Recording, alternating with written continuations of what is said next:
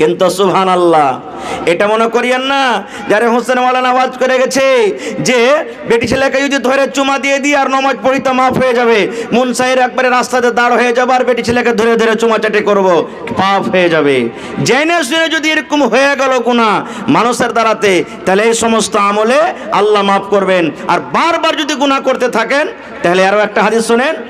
আল্লাহ রাসূল একদিন সাহাবায়ে কেরামকে নিয়ে হাঁটছেন, রাস্তা দিয়ে হাঁটতে আছেন, একটা বড় ময়দানে নবীজি পৌঁছে গেলেন।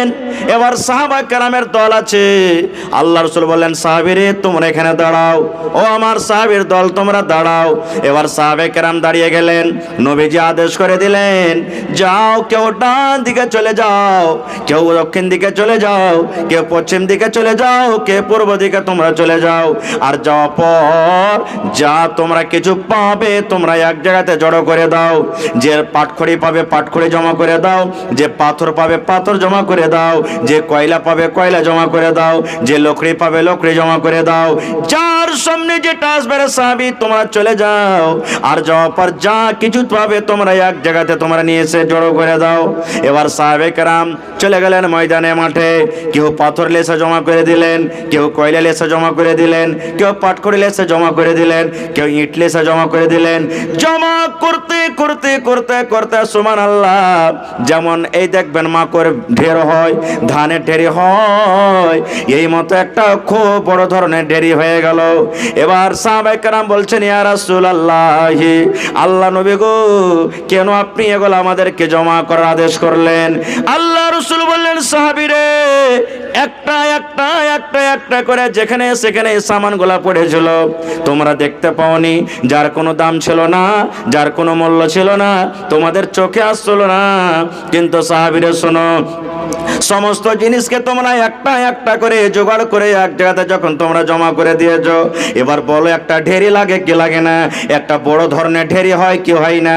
সাহাবীরা বললেন, জি আল্লাহ রাসূল, এখন ঢেরি দেখতে পাই। আল্লাহ রাসূল বললেন, সাহাবীরে, এই মতো মানুষের জীবনের ছোট ছোট পাপ, ছোট ছোট গুনাহ রে সাহাবী, তুমি একটা আজকে ছোট গুনাহ করেছো, ছোট পাপ করেছো, তোমার নজরে আসে না। আর একদিন তুমি একটা গুনাহ করেছো, তোমার নজরে আসে না। আর একদিন একটা গুনাহ করেছো, নজরে আসে না। আর একদিন একটা পাপ করেছো, নজরে আসে না। ওরে আমার সাহাবী শুনে নাও, তুমি সাগিরা গুনাহ করতে আছো। এবার তোমার রেজিস্টারে, গুনার রেজিস্টারে এবার ওই নোট হইতে আছে, লিখতে আছেন। এই করে করতে করতে করতে তওবা যদি না করো, তুমি বিনা তওবাতে মরে যাও, এই সমস্ত সাগিরা গুনাহগুলো একদিন তোমার গুনার ঢেরে হয়ে যাবে। আর তওবা যদি না করো, এই গুনার কারণে রব্বুল আলামিন তোমাকে জাহান্নামের আগুনে ফেলে দিবেন। এই জন্য ছোট গুনাহকেও গুনাহ মনে করতে হবে না কো। হায় রে আফসোস, আজকে আমরা গুনার পর গুনাহ করে যাই, কিন্তু আজকে আমরা তওবা করব কিভাবে আমরা মুসলমান জানি না, বা তওবা আমরা করার ইচ্ছা হয় না। আপনারা বলবেন, হাজী মাওলানা ঠিক আছে গুনাহ করলাম, এবার গুনাহ করার পর আল্লাহ তাবারক ওয়া তাআলার দরবারে যদি আমরা তওবা করি, তা আল্লাহ কি আমাদের গুনাহ মাফ করবেন? বাড়িতে মা বাপ আছে না নাই? আমাদের আছে না নাই? আল্লাহ তাবারক ওয়া তাআলার কাছে 100টা রহমত আছে। কত রহমত? জোরে বলেন। আল্লাহর কাছে কত রহমত আছে ভাই? একটু মুখ খোলেন, কত রহমত আছে? 100 রহমত। 100টা রহমতের মধ্যে আল্লাহ 99টা রহমত নিজের কাছে রেখেছেন, আর একটা রহমত আল্লাহ দুনিয়াতে দিয়েছেন। কাকে দিয়েছেন? আল্লাহ একটা রহমত আমাকে দিয়েছেন, আমার স্ত্রীকে দিয়েছেন, আমার ছেলে মেয়েকে দিয়েছেন, আমার মা বাপকে দিয়েছেন। একটা রহমত আল্লাহ আপনারাকে দান করেছেন, আপনার মা বাবাকে দান করেছেন, আপনার ছেলে মেয়েরাকে দান করেছেন।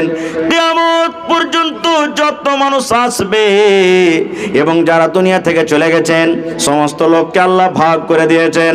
শুধু মানুষ নয়, আল্লাহ একটা কুকুরকে দান করেছে ওই রহমত, এবং কুকুরের মা বাপকে আল্লাহ দান করেছেন। আল্লাহ একটা সাপকে দিয়েছে, সাপের মা বাপকে দিয়েছে। আল্লাহ একটা গরুকে দিয়েছে, ওই গরুর মা বাপকে আল্লাহ একটা নেকি দিয়ে একটা রহমত দিয়েছেন। এই করতে করতে সুবহানাল্লাহ, আল্লাহর জমিনে যত আল্লাহর মাখলুক রয়েছেন সমস্ত মাখলুককে আল্লাহ তাবারাক ওয়া তাআলা একটা নেকি ভাগ করে দিয়েছেন। তবে বলেন গোটা পৃথিবীর মাখলুককে যদি আল্লাহ একটা রহমত আল্লাহ দিয়ে থাকেন, কতখানি করে আমরা ভাগ পাই। এই মহব্বত ভালোবাসার কারণে আজকে আপনি আমাকে ডেকেছেন, আরে হোসেন মাওলানাকে ডাক। এই যে আমাকে ডেকেছেন আমার সাথে মহব্বত আছে, ভালোবাসে বলে আজকে আপনি ডেকেছেন আবুল কাসিম বিজলিকে, আজকে ডেকেছেন হযরত আলীকে। ডাক রে ডাক, এটা ভালোবাসার কারণ। আজকে ভালোবাসার কারণে মা বেটার সাথে ভালোবাসে, বেটা বাপকে ভালোবাসে, বাপ বেটাকে ভালোবাসে, স্বামী স্ত্রীর মহব্বত ভালোবাসা হয়। একটা কুকুর নিজের বাচ্চাকে ভালোবাসে। দেখবেন যখন মুরগির বাচ্চা হয়, বাচ্চাগুলা যখন ছোট থাকে, আপনি মুরগির পাঞ্জরতে যখন যাবে আপনাকে ছো মারবে, মারে কি মারে না? ছো মারার কারণ হলো মুরগি নিজের বাচ্চাকে ভালোবাসে। মুরগি মনে মনে এটাই বলে, আল্লাহরে মনে হয় আমার বাচ্চাকে ধরে নিয়ে চলে যাবে, এই জন্য নিজের বাচ্চার সাথে মহব্বত ভালোবাসা এত। বাচ্চাকে বাঁচাবো বলে মুরগি যে পাঞ্জর দিয়ে হেঁটে যায় তাকে লচিয়ে যায়। এই মতো অনেক প্রকারের মহব্বত ভালোবাসা আছে। এই মুসলমান, মা বাড়িতে আছেন, বাপ বাড়িতে আছেন, এবার আমার পরে আমার মা নারাজ হয়ে গেছেন, আপনার পরে আপনার মা নারাজ হয়েছে। আপনি মুনসাই বাজারে চলে গেলেন, এক পাম রসগোল্লা বাড়িতে আনলেন, মার কাছে বসে গেলেন, মা গে এই রসগোল্লা তোর জন্য এনেছে গে মা, তুই খেলে। মা আপনার পরে এত নারাজ হয়ে আছে, মা আপনার পরে এত রেগে আছে, মা আপনার রসগোল্লাকে ধরে পান্নিটা ধরে পাক মেরে দিলে, খাবো না রে তোর রসগোল্লা, খাবো না, তোর মতন বেটাকে আমি দেখবো না, তোর মতো ছেলের দিকে আমি তাকাবো না। মা এত নারাজ হয়ে আছে। এরে আমার মুসলমান, এবার আপনি সেদিনে কিন্তু বাদ দিয়ে দিলেন, পরের দিন আবার বাজার চলে গেলেন, মা গে এক খেলে মিষ্টি করে পান এনেছি গে মা, পানটা তুই খেলে। মা কিন্তু নারাজ হয়ে আছে, সেদিনও কিন্তু আপনার হাতের মা খেলো না। থাকতে থাকতে থাকতে এবার বড় ধরনের একটা মাছ কিনে এনেছেন, এবার মার কাছে আপনি রান্না করে নিয়ে চলে গেছেন, মা গে আপনার জন্য কত সুন্দর করে মা মাছ এনেছি, দয়া করে তুই খেলে। ওরে মুসলমান, এবারও সেই দিনে কিন্তু আপনার মা মাছ খেলো না, কারণ আপনার পরে নারাজ হয়ে আছে। একদিন গেল, 2 দিন গেল, 3 দিন গেল, 4 দিন গেল, এই করতে করতে হঠাৎ করে চোখ দিয়ে আপনার ঝরঝর করে পানি ঝরছে। সুবহানাল্লাহ। মার যদি দোকানটা পা ধরে আপনি পড়ে যান, মা গে আমি জীবনে কত গুনাহ করেছি গে মা, জীবনে কত ভুল করেছি, আমার পরে তুই কতখানি রাগা আছিস গে মা, আমি তোর পা ধরে আছি গে মা। মা গে আমার জন্য তুই কত কষ্ট করেছিলি গে মা, আমার জন্য কত কষ্ট হয়েছিল মা, আমি তোর হতভাগা সন্তান, যতক্ষণ পর্যন্ত তুই আমাকে মাফ না করবে, তোর রাগ মাটি না হবে গে মা, অতক্ষণ পর্যন্ত আমি তোর পা ধরে ধরে থাকবো, অতক্ষণ পর্যন্ত তোর পা আমি ছাড়বো না। এরে মুসলমান, যদি এরকম করে মায়ের পা ধরে আপনি মাপ চায়েন, আমার মনে হয় দুনিয়াতে কোনো এমন মা নাই কি পা ধরার পর নিজের ছেলেকে ক্ষমা করবে না। হবে? মাফ করবে না? করবে না? হানা বলেন, করবে কি করবে না? মা করবে। মা আপনাকে জড়িয়ে ধরবে, মা নিজে কানতে লাগবে, আহারে ছাড় বেটা ছাড়, আর ভুল করে তোর ছেড়ে দে বেটা, যা করেছিস আমি তোকে অন্তর থেকে দিল থেকে মাফ করবো বেটা, তুই ছেড়ে দে। এবার মা মাফ করে দিবে আপনাকে। এবার আপনাকে বলি, মা কতটুকু রহমত পেয়েছে? একটা রহমত কি গোটায় পেয়েছে মা? আল্লাহ যে একটা রহমত দুনিয়াতে দিয়েছেন, একটা রহমত গোটায় মা পেয়েছে কি? পাইনি। একটা রহমতের একটুখানি পেয়েছে, সরিষার দানার থেকে কম। মানে একটা রহমত যত মানুষ, যত জীবজন্তু সবাইকে আল্লাহ একটু একটু করে দিয়েছে, ভাগ করে।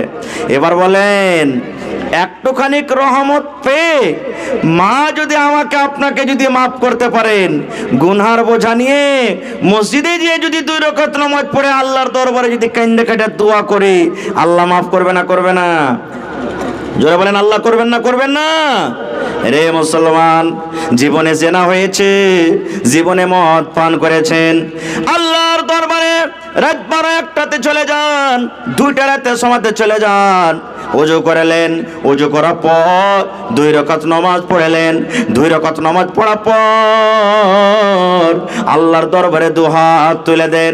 অন্তর থেকে যদি আল্লাহকে বলেন, রব্বুল আলামিন, জীবনে কত মদ পান করেছি, জীবনে কত জেনা করেছি, আল্লাহ তোমার দরবারে তওবা করছি মাবুদ, জীবনে আমি জেনে শুনে আর কোনোদিন গুনার কাজ করব না, আল্লাহ তুমি আমাকে মাফ করে দাও। আল্লাহ তোমার নাম গফফার, গফফার মানে বেশি বেশি করে মাফ করনেওয়ালা। আমি পাপী গুনাহগার, আল্লাহ তুমি আমার মতো পাপী গুনাহগারকে আল্লাহ তুমি মাফ করে দাও। ওরে সুবহানাল্লাহ। আল্লাহ রাসূল বলেছেন, উম্মত রে, এই তুমি দোয়া করো আর তোমার চোখ দিয়ে যদি এক ফোঁটা আল্লাহর ডরে, জাহান্নামের ডরে যদি পানি বের হয়ে যায়, তোমার এই চোখ দিয়ে পানি বের হওয়ার সাথে সাথে আল্লাহ রাব্বুল আমিন তোমার জীবনের গুনাহকে আল্লাহ মাফ করে দিবেন। সুবহানাল্লাহ। একটা হাদিস, বুখারী শরীফের হাদিস, আল্লাহর নবী বলেছেন, এক জামানাতে একটা লোক 99টা মানুষকে কেটেছিল। কত মানুষ? 99টা মানুষকে জবাই করেছিল, 99টা মানুষকে মার্ডার করেছে। বুখারী শরীফের হাদিস, 99টা মানুষকে। এবার কি যে ওর মনে হইলো, আল্লাহ রাব্বুল আলামিন তাকে হেদায়েত দান করবেন। দেখেন, একদিন তখন বলছেন রাইতে শুতে শুতে, আল্লাহ আমি 99টা মানুষকে কেটে ফেলেছি, আল্লাহ ওর মধ্যে কত নমাজি আছে, কত বেনমাজি আছে, কত ভালো লোক আছে, কত রকম লোক আছে, আল্লাহ আমি তো খুব বড় পাপ করেছি, গুনাহ করেছি, আল্লাহ জি আমি তওবা করব তোমার কাছে। কার কাছে যাব, কার কাছে যাব, কার কাছে যাব? এবার চলে গেলেন একটা মৌলভী সাহেবের কাছে। মৌলভী সাহেবের কাছে যা বলছেন যে, হাজি ভাই, আমি 99টা লোককে কেটেছি, আল্লাহর কাছে যদি আমি তওবা করি তা আল্লাহ আমার গুনাহকে মাফ করবে না? লোকটার কতখানি জানা ছিল না ছিল, বলছেন না, এতটি লোককে তুমি মার্ডার করেছো, তোমার মতন মার্ডারকারী লোককে আল্লাহ মাফ করবে না, এত পাপ করেছো আল্লাহ তোমাকে মাফ করবে না।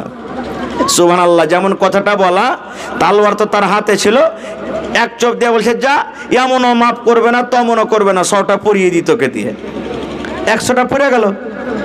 এবার ফের মনে করছে, না এর থেকে বড় মৌলভী সাহেব যার কাছে যাবো ওর কাছে যাবো। এবার যেতে যেতে যেতে যেতে যেতে চলেন আমরা মৌলানার কাছে চলে গেলেন।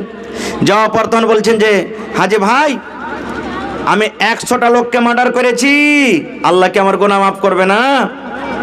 এবার মৌলানা বলছেন, হ্যাঁ রে আল্লাহর বান্দা, আল্লাহ তোমার গুনাহ মাফ করে দিবে।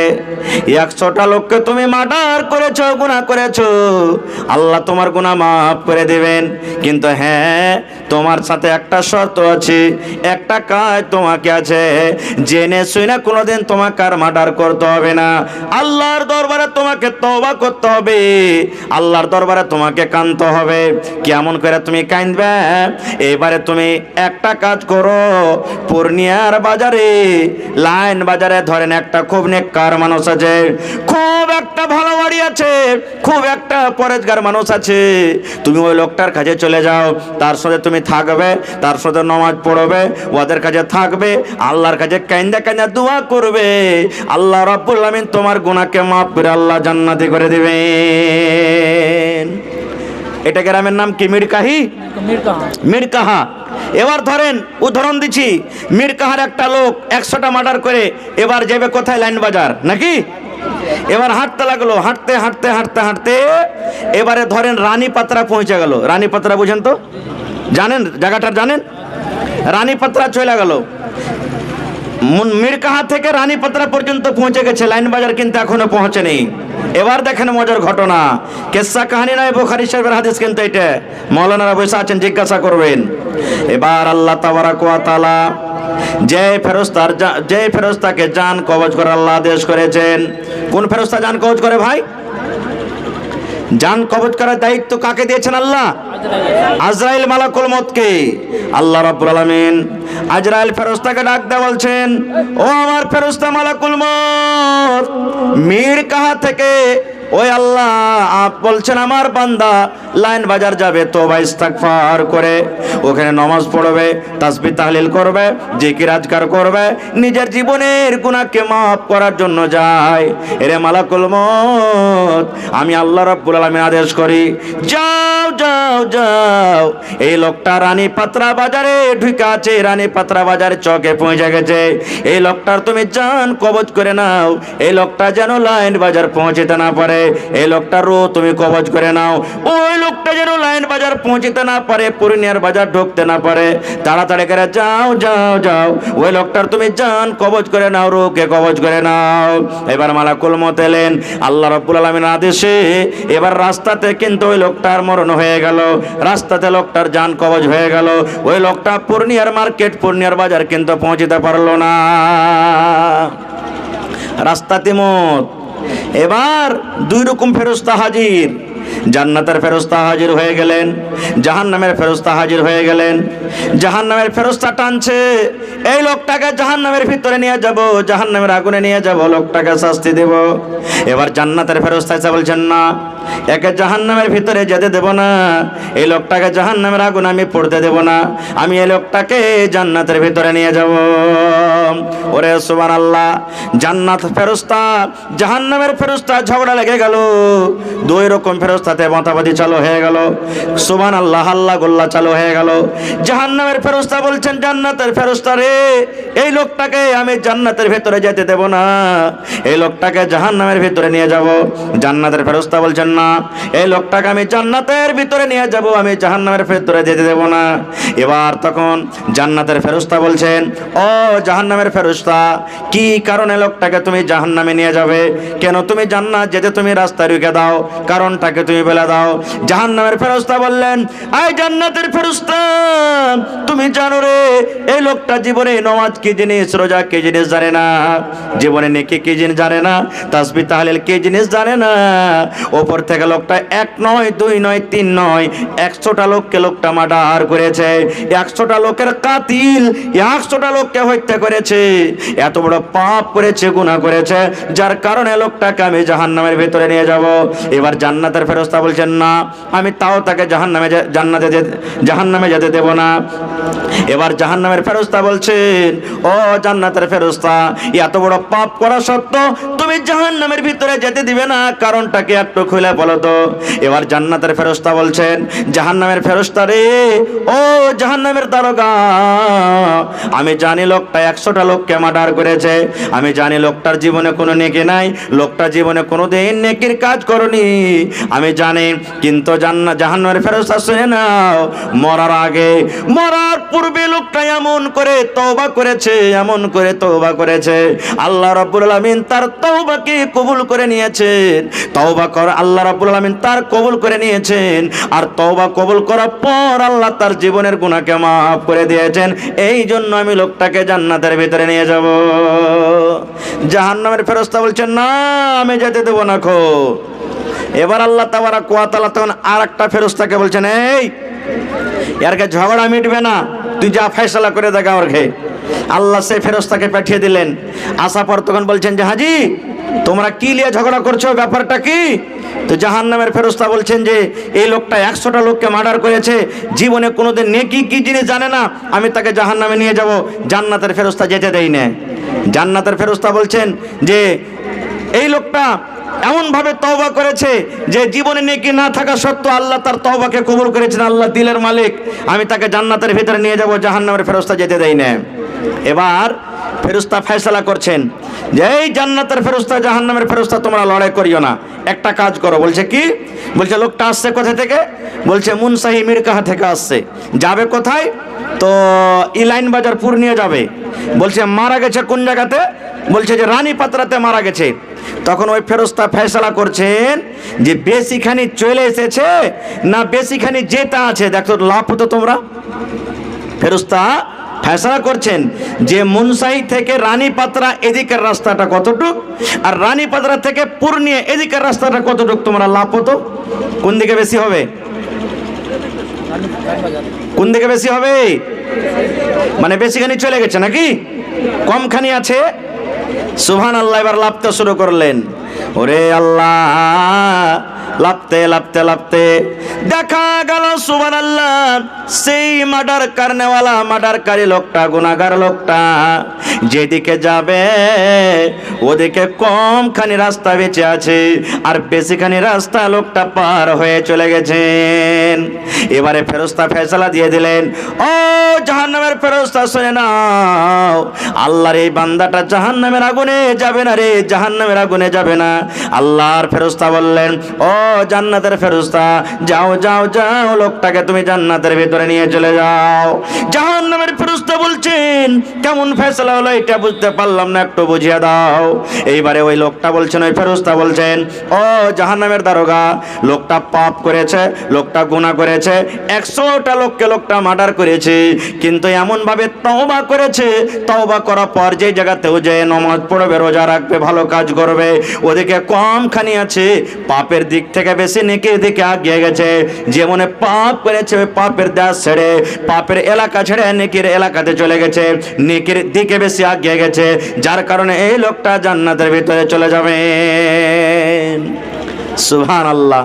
তো খালিস তওবা করতে গেলে আল্লাহ মাফ করবে। আর একটা হাদিস শুনেন, একটা লোক ছিল, বুখারী শরীফের হাদিস, জীবনে এত গুনাহ করেছে, মরবে যখন লোকটা, তার 4-5টা বেটা ছিল, বেটা কটাকে সব টিকে ডেকেছে। ডাকা পর, যেমন আমরা বলি না মরার টাইমে, যে বেটা লড়াই ঝগড়া করিস না, বেটারে ভাই ভাই থাকবি, কেউ যদি তোরাকে এক চড় মেরা দেয় সহ্য করে থাকবি, ঝগড়া করতে যাবি না, এরকম বলি কি বলি না? তো লোকটা মরবে, তো সবটি বেটাকে ডাক দিয়েছে। ডাক দেওয়ার পর এইবারে লোকটা বলছেন, এরে আমার কলেজার টুকরা বেটারা শুন, আমি মরে যাব, আমার কখন মত হয়ে যাবে রে ধন আমি জানি না, আল্লাহ জানে, কিন্তু ধন রে আমি একটা ওসিয়ত করি, আমি একটা তোরাকে ওসিয়ত করি রে ধন, আমি যখন মরে যাব, মরার পর আমার লাশটাকে খবরদার তোমরা জমিনে দফন করবি না, আমার লাশটাকে তোরা জমিনে দফন করবি না, আমার লাশটাকে তোরা আগুনে জ্বালিয়ে দিবি, পুড়িয়ে দিবি, আমার লাশটাকে তোরা জমিনে দফন করবি না। যখন কথাটা বলা, এবার ছেলেরা বলল, আব্বা কেমন কথা বলছো, যদি তোমাকে আমরা দফন করে দিই, দফন না করে তোমার লাশটাকে আমরা আগুনে জ্বালিয়ে দিই, গ্রামের লোকেরা কত কথা বলবে, আমরা এটা কাজ করতে পারবো না। এবার তার আব্বা বললেন, না রে বেটা, না না, শুন, গ্রামের লোকেরা, এলাকার লোকেরা যা বলবে বলুক, কিন্তু আমাকে তোরা জমিনে দফন করিস না রে ধন, আমার লাশটাকে তোরা জ্বালিয়ে দিবি, লাশটাকে জ্বালিয়ে দেওয়ার পর ছাই কটাকে 3 ভাগ করবি রে ধন, 1 ভাগ মাটিতে পুঁজে দিবি, 1 ভাগ ছাই পান্তে ভাসিয়ে দিবি, আর 1 ভাগ ছাই কোটা নিয়ে বাতাসে তোমরা এরকম ভাবে ছিটিয়ে দিবি। এবার একটা বেটা বলছেন, আব্বাজি কেন তোমাকে এরকম করব, কেন তোমাকে জমিনে দফন করব না, তোমার লাশটাকে কেন আমরা পুড়িয়ে দিব? বুখারী শরীফের হাদিস। আল্লাহর নবী বলেছেন, বাপ তখন বলতে লাগলেন, ওরে আমার কলেজার টুকরা আব্দুল্লাহ, আব্দুর রহমান, ও আব্দুল সালাম, শুন রে, জীবন আমি এত পাপ করেছি, জীবন আমার দ্বারাতে এত গুনাহ হয়েছে, এত পাপ করেছি, এত পাপ করেছি, আমার মনে হয় আমার আল্লাহ আমাকে মাফ করবেন না, ক্ষমা করবে না। আমার যদি নেকির পাল্লাতে নেকি ওজন করা হয়, আমার মনে হয় গুনার পাল্লা ভারী হয়ে যাবে, আল্লাহ আমার পরে নারাজ হয়ে আছেন, আমি জীবনে বেশি নেকি করতে পারিনি, এই জন্য ধন রে আমাকে তোরা দফন করিস না, আমাকে আগুনে পুড়িয়ে দিস, যেন আমার আল্লাহ আমাকে খুঁজে না পায়, আমার আল্লাহ যেন আমাকে ঢুঁড়ে না পায়, আমার আল্লাহ যেন আমাকে খুঁজে না পায়, আগুনে জ্বালিয়ে দিবি, পুড়িয়ে দিবি, ছাই হয়ে যাব, আমার আল্লাহ আমাকে না পাবে, আমার না হিসাব নিবে। এই জন্য ধন রে শুন, শুন, আমার মরার পর খবরদার তোরা আমাকে দফন করবি না, আমার লাশটাকে তোরা আগুনে পুড়িয়ে জ্বালিয়ে দিবি। ঠিক তাই করা হলো। লোকটা যখন মরে গেল, তার ছেলেরা কাঠ জমা করলো, বাঁশ জমা করলো, লকড়ি জমা করলো, এবার তার বাপকে ওই আগুনের ভেতরে জ্বালিয়ে ফেলে দেওয়া হলো। আগুন জ্বলতে জ্বলতে জ্বলতে জ্বলতে তার বাপ পুড়ে পুড়ে পুড়ে পুড়ে কয়লার মতন ছাই হয়ে গেল। এবার ছাই কোটাকে ভাগ করা হলো। একটা ছেলে হাঁটতে হাঁটতে সমুদ্রে কিছু ছাইকে ভাসিয়ে দেওয়া হলো। একটা বেটা ছাইগুলাকে নিয়ে কিছু মাটিতে পুঁতে দিল, একটা বেটা ছাইগুলাকে নিয়ে কিছু বাতাসে ফেলে দিল। এই যখন হয়ে গেল, 3 জন বেটা 3টা কাজ করার পর বাড়ির দিকে রওনা হয়ে গেছে, বাড়ির দিকে রওনা হয়েছে।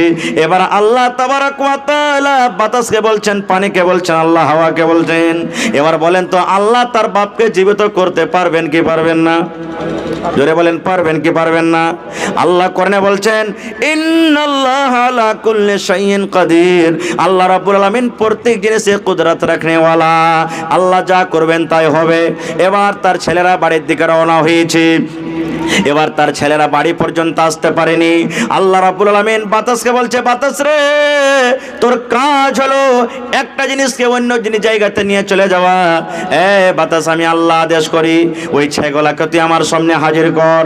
আল্লাহ মাটিকে বলছে, মাটি রে, তোর কাজ হলো পচিয়ে দেওয়া, সরিয়ে দেওয়া রে মাটি, ওই লোকটার ছাইকটাকে আমার সামনে করে দে। আল্লাহ পানিকে বলছে, পানি রে, তোর কাজ হলো বাইয়ে দেওয়া, তোর ভিতরে যে ছাইকটাকে ডালা হয়েছে ওই ছাইকটা আমার সামনে হাজির করে দে। এবারে মাটি, পানি, হাওয়া সমস্ত জিনিস যখন ছাই এক জায়গায় জড়ো করে দিলেন, এবার আল্লাহ তাবারাক ওয়া তাআলা ওই ছাইকে বলছেন, কোন কোন কোন, মানে হয়ে যাও, মানুষ হয়ে যাও, কোন তুমি হয়ে যাও। যেমনই কোন কথা বললেন, কোন মানুষ হয়ে গেল। এবার যখন মানুষ দাঁড় হয়ে গেল আল্লাহর সামনে, আল্লাহ রাব্বুল আলামিন লোকটাকে বলছেন, বান্দারে, কেন তুই এরকম কাজ করেছিস রে বান্দা, বল বল, এই কাজটা তুই কেন করেছিস? তোর ছেলেরাকে দফন করতে না বলে তুই কেন তাকে জ্বালাতে বলেছিলি রে, বল। এবার সে লোকটা কানবে আর বলবে, রব্বুল আলামিন, তোমার ডরে করেছি আল্লাহ, তোমার ভয়ে করেছি, আমার দ্বারাতে এত পাপ হয়েছিল, এত গুনাহ হয়েছিল আল্লাহ, তোমার সামনে হিসাব দিতে পারবো না বলে আল্লাহ এরকম কাজ করেছি। এবার আল্লাহ রাব্বুল আলামিন বলবেন, বান্দারে, মরারটা যাবে যখন তুমি তওবা করেছো, এত গুনাহ পাপ করার পর যখন তুমি অন্তর থেকে তওবা করেছো রে বান্দা, আমি আল্লাহ রাব্বুল আলামিন যাও যাও যাও, তোমার জীবনের গুনাহকে মাফ করে আমি তোমাকে জান্নাতে ঘোষণা করে দিলাম। নারে তাকবীর। এক মিনিট, আর একটা হাদিস আপনাদের সামনে বলে দিই। আল্লাহ রাসূল বলেছেন, ইমরাতুন ফাহিশা, বেশ্যা নারী জেনা ব্যভিচার করে বেড়াইতো। ভালো করে শুনুন হাদিসটা। একটা বেটি ছেলে জেনা করতো, রাস্তাতে হেঁটে চলিচ্ছে গরমের টাইম। এবার আগা জামানাতে কল ছিল না, ইন্দারাতে মানুষ পানি তুলতো। এবার দেখছে মেয়ে ছেলেটা হাঁটছে, রাস্তাতে হাঁটতে হাঁটতে যে একটা ইন্দারা আছে, ওই ইন্দারার পাঞ্জর পাঞ্জর একটা কুকুর ঘুরছে, জিব্বা বের করে দিয়েছে কুকুরটা, কত যে পিপাসা লেগেছে, একবারে বড় বড় মোটা মোটা শ্বাস ফুলছে, জিব্বা বের করে দিয়েছে, একবার কাদা চাটছে, মাটি চাটছে, পানি পান করবো বলে কুকুরটা ছটপট করছে।